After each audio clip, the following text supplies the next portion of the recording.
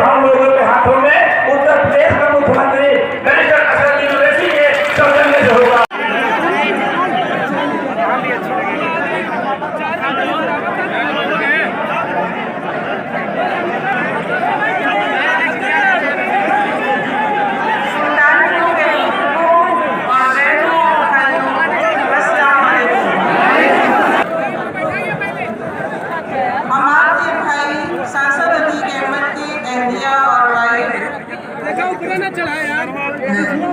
आप सोच रहे होंगे कि हम यहाँ क्यों आए हैं, लेकिन हम न सियासत में हैं, लेकिन आपके भाई के कहने पर हम यहाँ पे उनका घर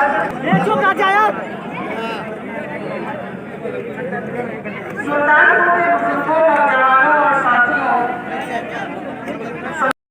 बेहद शुक्रगुजार हूँ कि आपने अपना कीमती वक्त निकालकर आज के इस मीटिंग में शिरकत की।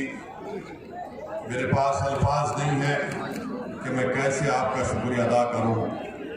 मैं सिर्फ अल्लाह से दुआ कर सकता हूं कि अल्लाह सुब्हानहू व तआला आपके दिलों में मजीद मजलिस इत्तेहादुल मुस्लिमीन की मोहब्बत को पैदा करे और अल्लाह सुब्हानहू व तआला आपके इस मोहब्बत और वाबस्तगी की बुनियाद पर सुल्तानपुर में इंशाअल्लाह ताला हम एक नई सियासी तारीख रकम करेंगे और यहाँ से इंशाअल्लाह ताला आप तमाम लोग मुत्तहिद होकर अपने इत्तेहाद, अपनी दुआओं और अपने इत्तेफाक की बुनियाद पर यहाँ पर आप मजलिस इत्तेहादुल मुस्लिमीन के उम्मीदवार को अपना विधायक बनाकर उत्तर प्रदेश की विधानसभा में भिजाएंगे इंशाअल्लाह। मेरे इज्जतदार माँ और बहनों, मेरे मजलिस रुफ़ा, मजलिस इत्तेहादुल मुस्लिमीन का पैगाम, उसका मकसद यही है कि भारत की जमहूरियत को मजबूत किया जाए, अवाम के दिलों में भारत के संविधान के यकीन को और भरोसे को और मजीद किया जाए। और ये उस वक्त मुमकिन हो सकता है मेरे अजीज दोस्तों और बुजुर्गों, जब भारत की अक़लियत को सही मानों में उनको सियासी ताकत और क़ुव्वत मिलेगी। मैं आपसे गुजारिश करने आया हूँ, आपको बताने आया हूँ कि मजलिस इत्तेहादुल मुस्लिमीन को कभी भी सत्ता में जाकर संतरी या मंत्री बनने का शौक ना कभी रहा ना कभी रहेगा। हमारा मकसद यही रहा कि मजलूम अवाम के वोट को हासिल करके जब हमारे नुमाइंदे कामयाब होकर विधानसभा या ऐवान असेंबली या फिर सांसद पार्लियामेंट में जाते हैं तो उनको जरूरी है कि वो गरीब अवाम की तकालीफ को, उनके मसाइब को, उनके मुश्किलात को, उनके हक को हासिल करने के लिए, उनकी हुकूक को, उनकी जुल्म की दास्तान को, उनके इंसाफ के लिए, बराबरी के लिए, हिस्सेदारी के लिए आवाज उठाएं। ये मजलिस इत्तेहादुल मुस्लिमीन का मकसद और मिशन रहा और इसी मकसद और मिशन को लेकर हम आगे बढ़ रहे हैं। मेरे अजीज दोस्तों और बुजुर्गों, उत्तर प्रदेश हमारे मुल्क की सबसे बड़ी रियासत है और इतनी बड़ी रियासत में 19% यहाँ पर मुस्लिम अक़लियतों का आबादी में हिस्सा। मैं आपसे अपील करने आया हूँ कि आप जरा अपने दिल पर हाथ रखकर संजीदगी से मेरी इस बात पर गौर करिए कि इतने बड़े प्रदेश में जहाँ पर हर बिरादरी का, हर कास्ट का उनकी एक सियासी आवाज है, उनका सियासी नुमाइंदा है। आप खुद बताइए, उत्तर प्रदेश में इतनी बड़ी तादाद में मुस्लिम अक़लियत रहती है, क्या आपने अपना कोई नेता बनाया? क्या आपने किसी पार्टी को अपना एक मरकज सियासी आपने तश्कील दिया? जहां तक मेरा हाफिजा मुझे कहता है कि बरसों पहले, बल्कि आज से 55-60 साल पहले डॉक्टर अब्दुल जलील फरीदी साहब रहमतुल्लाह अलैह ने जो मुस्लिम मजलिस बनाई थी, जो एक उम्मीद का एक चिराग बनकर उभरा था, उसके बाद से आज तक मुस्लिम अक़लियत की कोई क़ियादत नहीं बनी। आपका कोई नेता बना, मजलिस यही चाहती है कि आपके दरमियान में किसी को एक नेता बनाया जाए, आपकी एक सियासी लीडरशिप को, क़यादत को मजबूत किया जाए, जो इन तमाम नाम निहाद सेकुलर पार्टियों से आजाद हो। और यही वजह है अजीज दोस्तों और बुजुर्गों कि भारत की जमहूरियत की तल्ख हकीकत, मेरी बात को आप जान लो, भारत की जमहूरियत की तल्ख हकीकत यह है कि जिस समाज के पास उसका नेता होगा, उसी की आवाज को, उसकी तकलीफ को, उसकी मुश्किल को सुना जाएगा। जिस समाज का नेता होगा, उस समाज के नौजवानों के जज्बात, उनके ख्वाबों को पूरा किया जाएगा। जिस समाज का नेता होगा, वो अपनी माँ और बहनों की इज्जत का तहफ्फुज भी करेगा और उनको आगे तरक्की भी कराएगा। ये भारत की जमहूरियत की तल्ख हकीकत है। अगर किसी समाज का कोई नेता नहीं है, कोई सियासी ताकत नहीं है, तो हकीकत यह है कि उस समाज का नाम मुसलमान है, जिसके पास ना उनका कोई नेता है, ना उनके पास अपनी कोई सियासी क़यादत है। मजलिस यही बात का पैगाम आपको देनी आई है। आप पूछेंगे असदुद्दीन ओवैसी, तुम्हारी बात में सच्चाई क्या है, बताओ। मैं 2 मिसाल आपको दूंगा।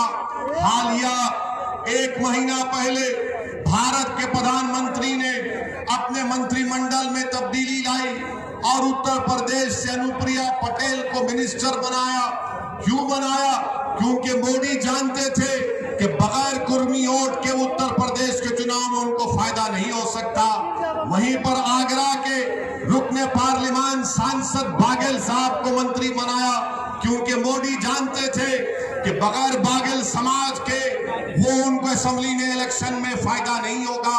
मेरे अजीज दोस्तों और बुजुर्गों, हमारा मामला यह है कि हमको डराया गया, खौफ दिलाया गया कि आप सिर्फ वोट डालने का काम करिए, मगर नेता मत बनिए।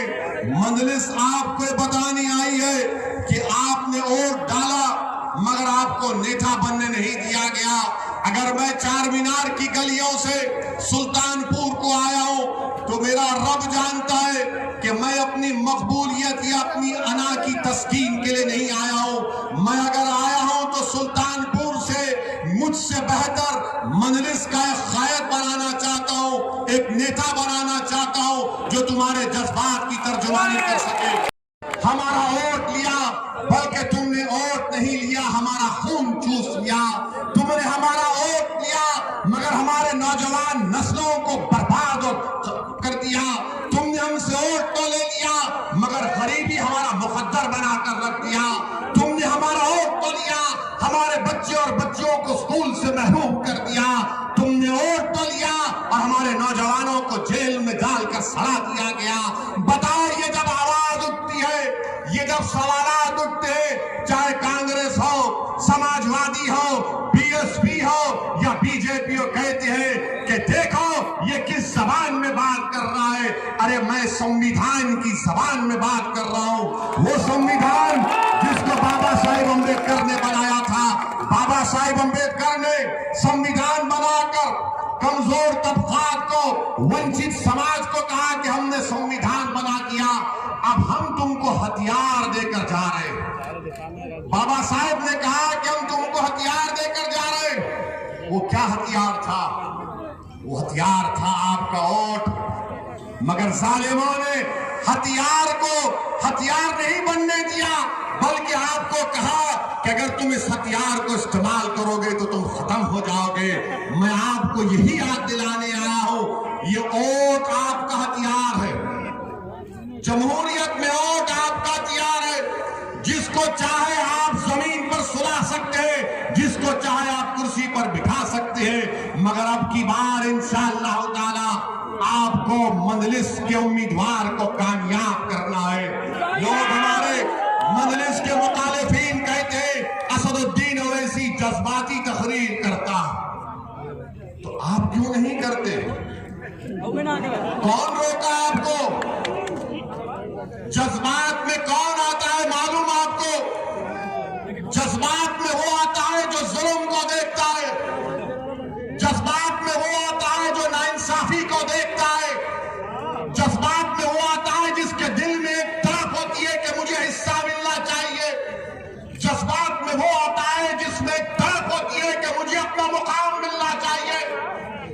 आप में वो आता है जो किसी को देखता है कि नहीं मुझे भी आसमानों को छूना है, मैं जमीन पर नहीं रहना चाहता हूं। जो लोग जज्बात में नहीं आते वो मुर्दार के मुर्दा कहने के लायक है। इसीलिए मेरे अजीज दोस्तों और बुजुर्गों, जज्बात को जमहूरियत में संविधान की चार दीवारी में रहकर हमको अपने ख्वाबों को पूरा करना है। हमारे दलित समाज ने वोट नहीं दिया तो बीजेपी जीत गई। आपने सुना? इनकी क्या मजाल कि मुझे कहते हैं कि मुसलमान का वोट नहीं मिलेगा तो बीजेपी जीत जाएगी। क्या मुसलमान तुम्हारा कैदी है? क्या तुम उनके गुलाम हो? क्या तुम बहादुर हो? क्या तुम मर्द मुजाहिद हो? क्या तुम मोमिन हो? क्या तुम रसूल अल्लाह के गुलामों के गुलाम हो? तो फिर अब की बार इन जंजीरों को तोड़ दो मेरे भाई। दोस्तों, डरने की जरूरत नहीं है। ये बीजेपी आरएसएस है, ये बेचारे हिस्ट्री नहीं मालूम इनको हिस्ट्री नहीं आती। अभी कल आरएसएस के मोहन ने कहा, क्या कहा कि इस्लाम भारत में इन्वेडर से आया। हमको कल मीडिया वाले लखनऊ में पूछे, हमने यही कहा कि मोहन भागवत जो है हिस्ट्री को नहीं जानते। मोहन भागवत जो है हिस्ट्री को नहीं जानते। हमने उनसे कहा कि इस्लाम इस मुल्क में बादशाहों की वजह से नहीं आया। इस्लाम इस मुल्क में आया तो सूफियों की और तिजारत करने वालों की वजह से आया। और हमने उनको मोहन भागवत से हमने पूछा, इस्लाम अगर आया तो वेस्ट कोस्ट में आया। और किसने कहा मालूम आपको? इस्लाम बादशाहों से इस्लाम भारत में नहीं आया। किसने कहा मालूम आपको? मालूम? मोदी जी ने कहा। हाँ, अब आप जाकर देखिए, मोदी जी ने अप्रैल 3, 2016 को 7:13 को एक ट्वीट किया और कहा कि केरल के त्रिशूर डिस्ट्रिक्ट में चेरावन जुम्मा मस्जिद को अरब के तिजारत करने वालों ने, बादशाहों ने नहीं, तिजारत करने वालों ने 629 ईस्वी में मस्जिद को बनाया और कहा कि भारत की पहली मस्जिद है।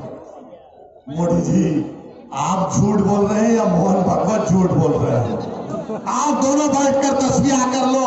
हमारा मानना ही है कि इस्लाम भारत में तलवार के जोर पर नहीं आया, मोहब्बत की बुनियाद पर आया। जो बादशाहों को जुल्म किए, याद रखो मेरी इस बात को, बीजेपी मुसलमानों के वोट से नहीं जीत रही है। बीजेपी मुसलमानों के वोट से नहीं जीत रही है। कितने वोट मिले मुसलमानों के बीजेपी को मालूम आपको? 2014 में 6% पूरे मुल्क में, 19 में 6%। मगर हम नहीं दे रहे वोट उनको, वो कैसा जीत रहा? बता इसलिए रहा हूं क्योंकि मेरे जाने के बाद ये समाजवादी के, बीएसपी के, कांग्रेस के सब लोग, ये बड़े बड़े पहलवान आएंगे, उसकी बात को यकीन नहीं करना। जो टोपी और दाढ़ी लंबा है उसकी बात को यकीन नहीं करना। तो आपकी जिम्मेदारी है कि उनसे सवाल करना, ये सवाल करना। बोलो, अगर अखिलेश यादवों का वोट बीजेपी को पड़ गया तो अखिलेश ने नहीं कहा कि यादव समाज ने मुझे वोट नहीं दिया तो बीजेपी जीत गई। मगर अखिलेश यादव और बीएसपी कहते हैं कि मुसलमान हमको वोट नहीं देगा, मुसलमान अगर ओवैसी की बात में आएगा तो बीजेपी जीत जाएगी। अरे तुम यादवों को नहीं कहते, तुम हमारे हिंदू भाइयों को नहीं कहते और मुझसे कहते हो। क्या समझकर तुम कहते हो हमें कि मुसलमान तुम्हारा कैदी है? क्या मुसलमान तुमसे डरता है? क्या हमारी जिंदगी, हमारी रिस्क तुमसे है? अरे हमारा रिस्क तो अल्लाह देने वाला। हमारी जिंदगी की गारंटी संविधान देता है, जिसको बाबा साहब अम्बेडकर ने बनाया। संविधान देता है आपको अपनी जिंदगी की गारंटी। एक इंसान की राइट टू लाइफ भारत के संविधान में एक फंडामेंटल राइट है। मगर ये अब आएंगे, नहीं ओवैसी की वजह से बीजेपी जीत बीती है। एक और हकीकत बता रहा हूं, ने जाकर अपने बाप से कहा कि एक कनीज है काम करने वाली जो मेरे बालों में कंगा करती, वो तुझको खुदा नहीं मानती। फिरौन ने उसको अपने दरबार में बुलाया। उसके दो बच्चे थे, एक शीरखार बच्चा था और एक 10-11 साल का बच्चा था। दो रिवायतें हैं। एक रिवायत में आया कि फिरौन ने कहा कि क्या तू मुझे खुदा नहीं मानती? तो उसने कहा नहीं, मैं उसको मानती हूं जो तेरा भी रब है और मेरा भी रब है, वो अल्लाह है। उसने कहा देख, मैं एक बड़ा तांबे का बर्तन लाया, उसमें तेल डाला और उसको खूब जलाया और कहा कि अगर नहीं मानेगी मुझे खुदा तो तेरे बेटे को उसमें डाल दूंगा, तेरे 10 साल के बेटे को। उसने कहा कि मैं तब भी तुझे अपना रब नहीं मानूंगी, मेरा रब वो है जो तुझे और मुझे और सारी कायनात को बनाया अल्लाह। उस जालिम फिरौन ने उस बच्चे को उसकी मां के हाथ से छीनकर तेल में डाल दिया। वो बच्चा फौत हो गया। फिर पूछा बोल अब क्या? अरे कानपुर में जो हुआ उसके बारे में नहीं बोलोगे? लखनऊ से करीब कानपुर, उत्तर प्रदेश की राजधानी से करीब कानपुर, एक मुसलमान है, उसको मारा और पीटा जा रहा है। तस्वीर की दुनिया में तुमको लेकर जाना चाहता हूं। फर्ज करो कि तुम हो और कानपुर में इस मजमे के तमाम में से तो एक लोग हो, एक शख्स हो, उसके साथ अपनी बेटी हो 11 साल की, और मौत तुमको घेर कर मार रहा है, पीट रहा है, कह रहा है कि ये नारा लगाओ, वो नारा लगाओ, और तुम्हारी बेटी पुकार रही है इन जालिमों से कि मेरे अब्बा को मत मारो, मेरे अब्बा को मत मारो। क्या 11 साल की बच्ची के जहन में ये चीजें आएंगी कि उसके सामने उसकी बाप की बेइज्जती की गई? किसने आवाज उठाई? बोलो। कोई आवाज नहीं उठाया। मुझे बयान देना पड़ा टीवी पर जाकर, तो तब जाकर हरकत में आया। इन बच्ची के बारे में कौन बात करेगा? कौन बात करेगा उस बच्ची के बारे में? मेरे अजीज दोस्तों और बुजुर्गों, इस मुल्क की आजादी में जैसा मैंने कहा कि सन 57 की जंग आजादी में हमने हिस्सा लिया, हमारे उलमाओं ने जिहाद का फतवा दिया। अल्लामा फजल खैराबादी की कुर्बानी को कोई सुबह क़यामत तक नहीं बुला पाएगा इंशाअल्लाह। वहीं पर चौरी चौरा का वाकया हुआ था, एक पुलिस स्टेशन पर हमला हुआ। आपको मालूम वो चौरी चौरा जिसका वाकया हुआ, जिसको हमारे मुल्क के प्रधानमंत्री ने कहा था कि इसको बच्चों को पढ़ाना चाहिए, मगर प्रधानमंत्री ये बोलना भूल गए कि चौरी चौरा का वाकया अगर किसी ने शुरू किया तो उसका नाम अब्दुल्ला चुड़ीहार था। उसका नाम अब्दुल्ला चुड़ीहार था। वो मनीहार में हमने सिर्फ 3 पार्लियामेंट की सीट लड़ी। कौन सी? हैदराबाद, बोलो, औरंगाबाद और किशनगंज। इन 3 में 2 में हमको कामयाबी मिली। हैदराबाद के अवाम का लाखों सलाम, हमने बीजेपी को हराया। मोदी भी आए थे मेरे लिए, मुझे हराने के लिए मोदी भी आए थे, अमित शाह भी आए थे, मगर दाल नहीं गली। औरंगाबाद, महाराष्ट्र, ये भी सुनो, याद रखो, ये जब आएंगे मेरे जाने के बाद, मेरे नौजवानों रिकॉर्ड करना इसको, व्हाट्सएप पे डालोगे ना, फसाद बुक पे डालोगे, फेसबुक नहीं है, फसाद बुक है, ट्विटर पे डालोगे, इंस्टाग्राम पे, सब पे डालना ये बात। ओवैसी के सवालात। औरंगाबाद में 21 साल का शिवसेना का एमपी था, 21 साल का। किसने हराया उसको? कांग्रेस ने हराया नहीं, मजलिस इत्तेहाद मुस्लिमीन ने उसको हराया और इम्तियाज जलील को वहां का उन्होंने पार्लियामान बनाया। अब बचा तीसरा किशनगंज, वहां पर मजलिस को 3 लाख वोट मिले। अख्तर ईमान हमारे बिहार के प्रदेश के सदर है। 3,25,000 नीतीश कुमार की पार्टी को मिले और 3,50,000 कांग्रेस को मिले। बीजेपी नहीं जीती वहां पे। अब आप बताइए कि जहां मैं लड़ता हुआ बीजेपी नहीं जीतती, मगर ये लोग तुमको डरा रहे हो ओवैसी आएगा तो ऐसा होगा। मैं ये तमाम सेकुलर पार्टी से कहना चाह रहा हूं, बचपन में बच्चों को सुनाया जाता था, हमने किताबों में पढ़ा कि सो जाओ बेटा वरना शेर आएगा, शेर आएगा। और हम जब बच्चे डरते थे, अम्मा अपने पलों में लपटाती कि बेटा सो जा, सो जा। अब उल्टा हो चुका है, माए कह रही कि बेटा आराम से सो जा, मजलिस आ गई। बैठकर सुना कि सारे कायनात के अब्बा कौन है? हजरत आदम अलैहिस्सलाम है, हमारे सबके डैडी है, पिताजी है। वो जब जन्नत से निकले तो किस मुल्क में कदम रखा उन्होंने? किस मुल्क में रखा? भारत में रखा। तो ये बाप की सरजमीन हुई नहीं हुई? हुई ना। तो डरना किस बात का प्यारे? डरने और घबराने की जरूरत नहीं है, हिम्मत से काम करिए। और अल्हम्दुलिल्लाह हमारे भाई अतीक जेल में है, मगर अपना हक पर पैगाम भिजाया, अपनी मोहब्बत और वाबस्तगी, और आप लोगों को एक पैगाम भी दिया कि हमको और आपको मिलकर इंशाअल्लाह ताला आने वाले विधानसभा में मजलिस इत्तेहादुल मुस्लिमीन को कामयाब और कामरान करना है। मैं सुल्तानपुर आया हूं और इंशाअल्लाह अल्लाह ने चाहा तो बार बार आता रहूंगा, बार बार आता रहूंगा। आपका सुल्तानपुर का हर घर मेरा घर, सुल्तानपुर का हर बुजुर्ग मेरे बुजुर्ग है, सुल्तानपुर की मेरी माँ और बहनें, मैं आपका बेटा हूं। आप मेरे लिए दुआ करिए, हमारी सरपरस्ती करिए। हम गलती करते हैं तो हमारा उंगली पकड़कर सीधा रास्ता दिखाइए, मगर हमारा हाथ मत छोड़िए। ये आपकी राय हम लड़ रहे हैं, मजलिस को कामयाब करिए। आप तमाम का शुक्रिया। अस्सलाम ला चुके हैं, इसीलिए इनको डर होने लगा है, इसीलिए इनको लग रहा है कि अब वो जो मुसलमानों का वोट, जो उनका कैदी था, जो उनका वोट बैंक था, जिनका रिजर्व बैंक था, उनको नजर आ रहा है कि असदुद्दीन ओवैसी की पार्टी उस वोट बैंक को वोट बैंक नहीं बल्कि ताकत के तौर पर मुसलमानों के हक के लिए इस्तेमाल कर रहा है। ये बात आपको समझना है मेरे अजीज दोस्तों और बुजुर्गों।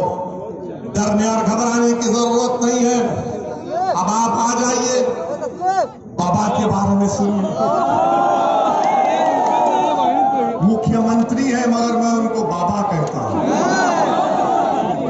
लोग महाराज भी कहते हैं। अब इनके लोग ये बोलते हैं सबका साथ, सबका विकास, सबका विश्वास, मोदी जी बोलते ना। अच्छा आप मेरे को बताइए कि भारत सरकार ने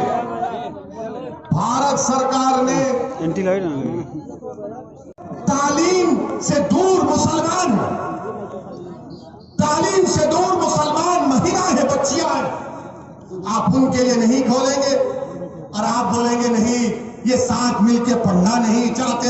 अरे आप स्कूल खोलना नहीं चाहते, आप पढ़ाना नहीं चाहते, ये हाल इनका है। अगर आप जाकर बाबा से बोलेंगे बाबा स्कूल नहीं है, आप बोले नाम बदल दो,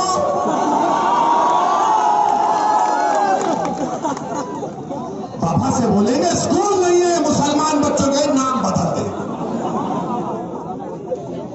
आप बोलेंगे अरे नहीं स्कूल नहीं है, तो बोलेगा ठोक दूंगा। आप बताइए एक मुख्यमंत्री इस तरह की जबान इस्तेमाल करता है क्या? अच्छा आप देखिए आपके सुल्तानपुर में अस्पताल कितने हैं? सुल्तानपुर में 2 डिस्ट्रिक्ट हॉस्पिटल है और वाराणसी में 4 है। ये क्यों ना इंसाफी है सुल्तानपुर की जनता से? और फिर कानपुर नगर में 19 पब्लिक हेल्थ सेंटर है, सुल्तानपुर में खाली 40 है। बाबा क्या करेंगे? आप तो बोलेंगे ओवैसी ठोक दूंगा। हम अपना हक पूछ रहे हैं, बताइए आप ये क्या हो रहा है? जब ये मसाइल हम उठाते हैं तो इनको लगता है कि नहीं ये ऐसा हो रहा है, ये जज्बात में ला रहा है।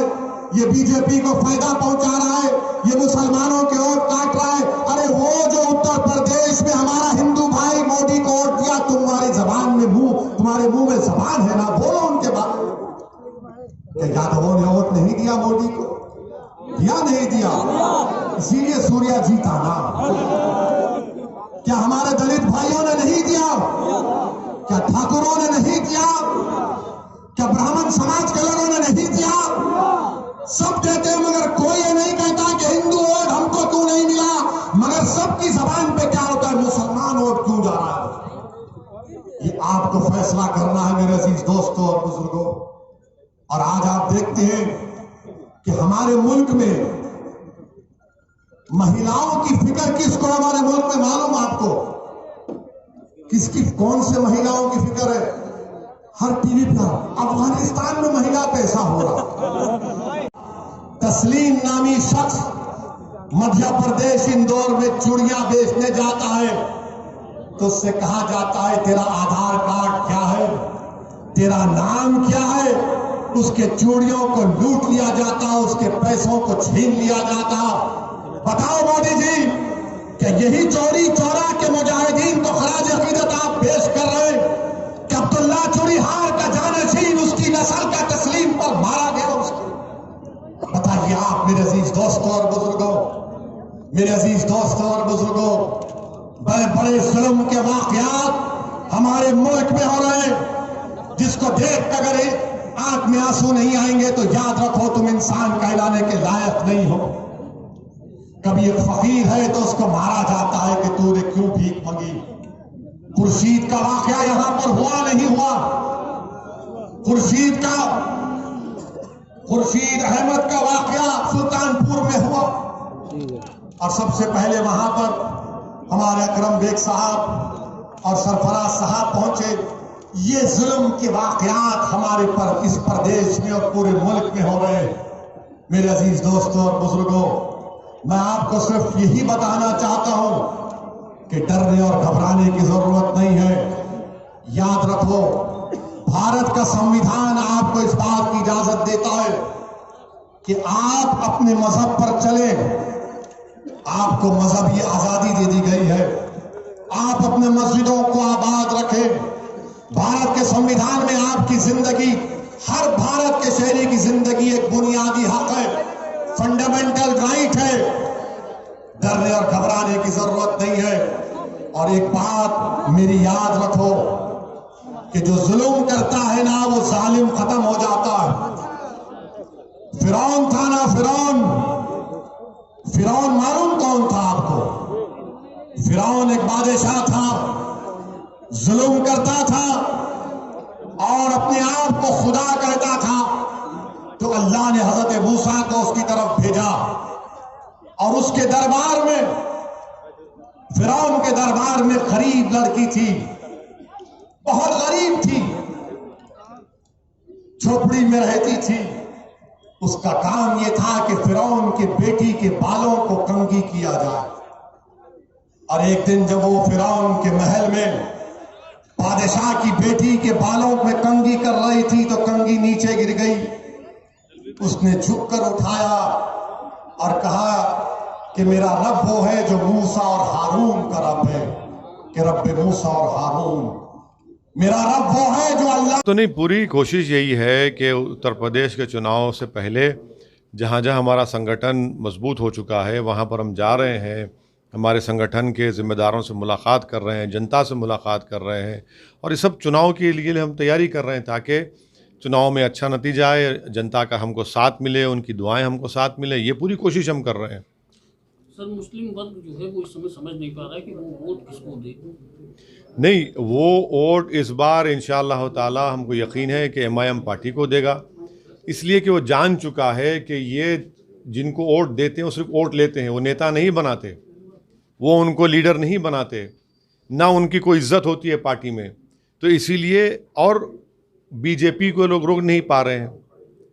तो मुसलमानों में एक बड़ी टर्निंग है, एक टर्निंग है, डिज़ायर है कि भाई जब हर समाज का एक नेता है, उनकी पॉलिटिकल लीडरशिप है और उससे उस समाज को फ़ायदा हो रहा है, तो मुस्लिम समाज में एक तब्दीली आई है। वो देख रहे हैं कि नहीं भाई, हमको भी अपनी लीडरशिप बनाना पड़ेगा, ताकि हमारे जो प्रॉब्लम्स है, चाहे एजुकेशन का हो, इकनॉमिक हो, हिस्सेदारी की बात हम कर रहे हैं, वो हिस्सा भी आपका मिलना चाहिए।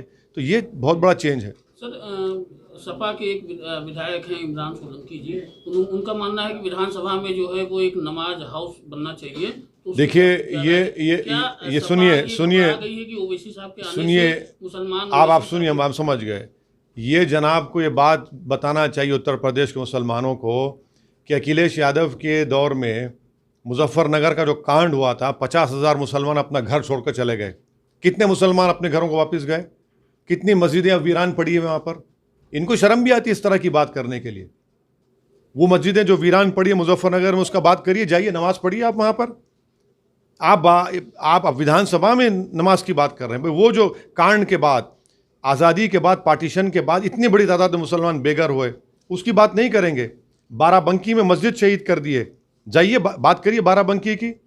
तीसरी बात यह है कि आप ही का एमएलए यहाँ का सुल्तानपुर का, वो बीजेपी के वक्फ बोर्ड के चेयरमैन की सपोर्ट करता है, और समाजवादी पार्टी बाबरी मस्जिद का जो क्रिमिनल केस का जजमेंट आता है उसका वेलकम करती है।